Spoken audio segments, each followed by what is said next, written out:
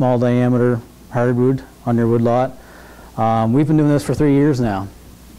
3 or 4 of my colleagues here, we just decided one winter that let's try growing some mushrooms. We've tried growing ginseng, we've tried about everything. It's fun to do. But the shiitake mushrooms has really worked, and it's been pretty fun to do. As you can see, shi actually means oak, and take means mushroom or fungus.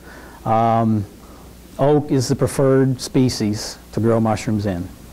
I'm not sure if it's because it's porous and it's dense or what, but that's the #1 tree. That's why I've tried oak for the past 3 years, and it definitely does produce the most mushrooms. Whether it's the best quality ones, I don't know if it tastes much difference or not, but they're good. So basically it's fun, it's educational, and it's very nutritional. I've got a list of stuff here that is in shiitake mushrooms. It's just phenomenal. Their makeup is 18% protein, believe it or not. Like mushrooms you think are all water. They're actually 18% protein. They got potassium, niacin, calcium, B vitamins, magnesium, phosphorus, and iron. Protein value is 10% of your daily recommended intake. Vitamin C is 10, iron is 20, dietary fiber is 10 too. They've got 3 substances in them. One's called lentinin, one's aratidine, and L-ergothione or something.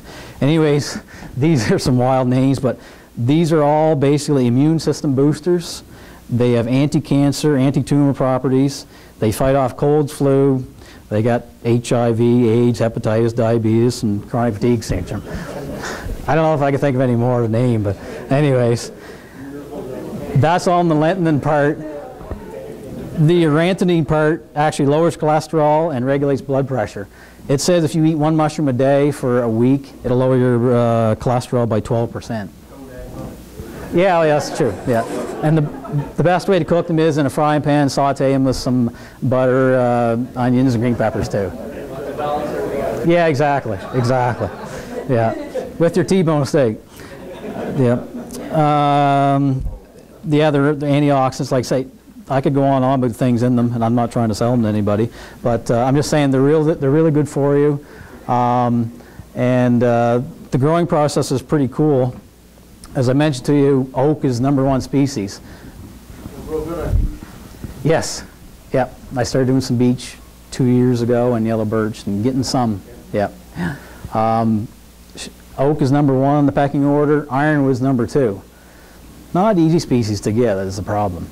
Alder's #3, believe it or not. How many people can get they like to have like a 4 to 6 inch tree. Yeah, it's not easy to get an alder that size that's alive. After that, it goes kind of your harder species that we're talking about: beech, sugar maple, yellow birch. There's actually a strain of mushroom out now that is designed to work with red maple, and it's supposed to be less invasive on that log. The whole idea is to get these logs to keep the bark on as long as possible. That's why we're talking oak and ironwood and your beeches and whatnot. Once the bark falls off that tree, the log dries out, you're done. It's going to kill off whatever's inside that log, okay? So this time of year, if anybody's interested, we're getting ready to order our sheets for the winter. So this is the time of year to get started. You cut your wood January, March. You want that wood to be basically dormant. You want all the nutrients to be inside of it. So cut your wood during this time of year. We order our mushrooms, get them in March. And like I say, 4-foot logs, 4 to 6 inches in diameter is kind of ideal. You don't have to do that.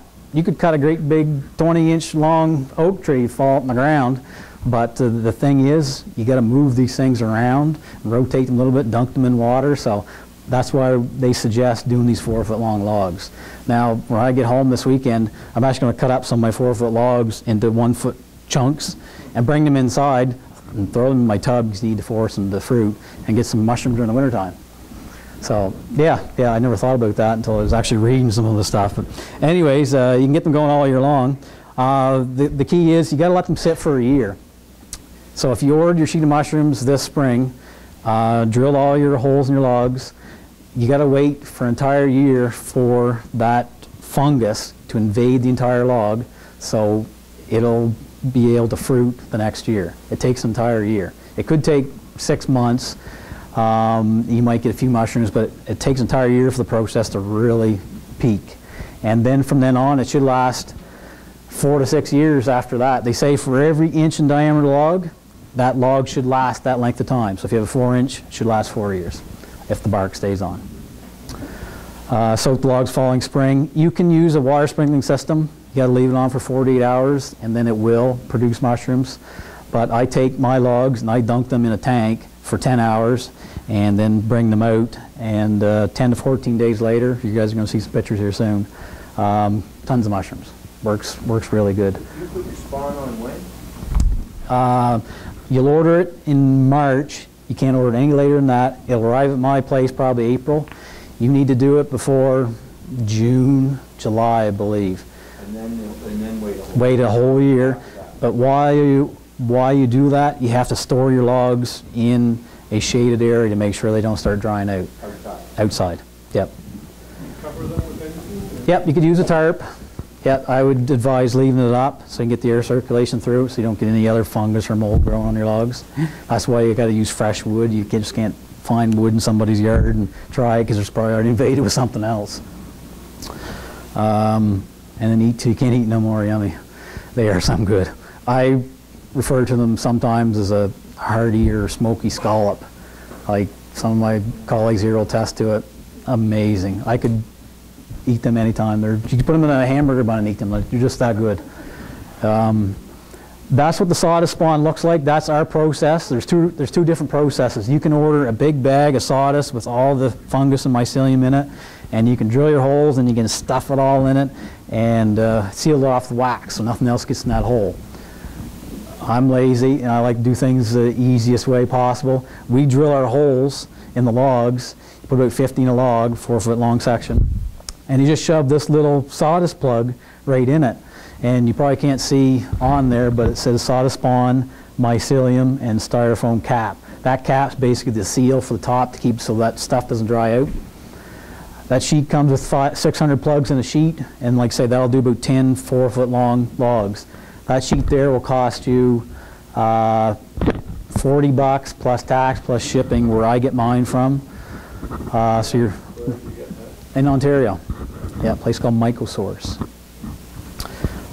We order enough with our group that we get ours for about $30 delivered to my door, because the more sheets you order, the better deal you get. So it's better to get a good group of guys together and do it all at once, and you save yourself some money.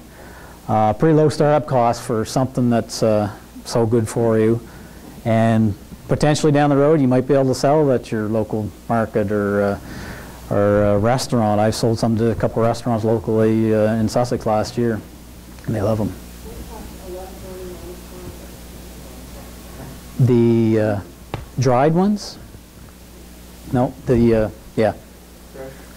They're selling them for commercial growers for about $5 a pound. But yeah, they can go up there. They're expensive. And yeah, none of us are going to spend that much at the grocery store, even though they're that good for you. We're going to buy the button mushrooms and like normal people do. But if you grow these yourself, you can afford it. And like I say, $30 for startup cost, it's pretty minimal for 4 to 5 years of production, hopefully.